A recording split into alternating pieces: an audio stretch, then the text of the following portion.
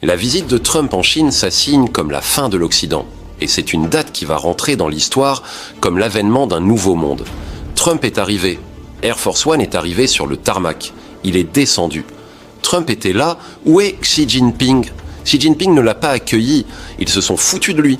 Il y avait une personne qui lui a dit « Écoute Trump, demain à 11h, quand Xi Jinping aura un peu de temps, tu vas discuter avec lui. » Mais regardez qui a accompagné Trump. Elon Musk, le PDG de Tesla, le PDG de Nvidia, le PDG d'Apple, le PDG de BlackRock, le PDG de Blackstone, le PDG de Boeing, le PDG de Cargill, le PDG de Citigroup, le PDG de General Electric, le PDG de Goldman Sachs, le PDG de Micron et de Qualcomm.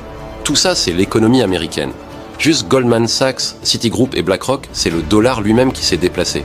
Et Xi Jinping ne les a pas accueillis. Trump lui-même n'a pas été accueilli. On lui a ramené des petits-enfants qui ont brandi le drapeau chinois. C'est là que tu comprends que les États-Unis sont partis là-bas pour signer une reddition parce qu'ils ne peuvent plus affronter les Iraniens. Et ils ont compris que les Chinois ont envoyé un système de défense anti-aérien qui peut détruire tous les avions américains. Et là, les Américains sont en train de s'effondrer économiquement. C'est pour ça qu'ils sont partis en Chine pour discuter du futur des États-Unis et pour faire une passation de civilisation.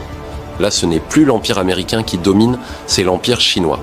Avant d'entrer dans le vif du sujet, je vous demande une chose très importante. Vous êtes sur Poutine TV. Ici, on analyse, on questionne, on réfléchit. Ce type de contenu dérange. Ce type d'analyse n'est pas toujours accepté par les grands médias dominants et il arrive souvent que ce genre de vidéo soit supprimé, limité ou rendu invisible. Alors je vous invite dès maintenant à vous abonner, à liker et surtout à partager massivement cette vidéo. Enregistrez-la, diffusez-la autour de vous. Plus vous partagez, plus il devient difficile de faire taire certaines analyses.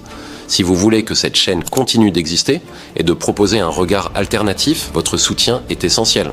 Depuis plusieurs semaines, le monde assiste à une série d'événements géopolitiques qui pourraient marquer un tournant historique dans l'équilibre des puissances mondiales.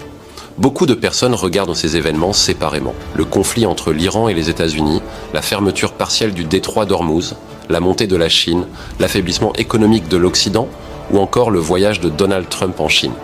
Mais lorsqu'on relie tous ces éléments ensemble, une image beaucoup plus profonde apparaît. Ce que nous voyons aujourd'hui, c'est peut-être le début d'une transition historique.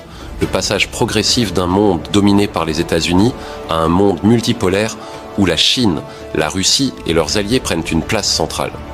La visite de Donald Trump en Chine a été perçue par beaucoup comme une simple rencontre diplomatique.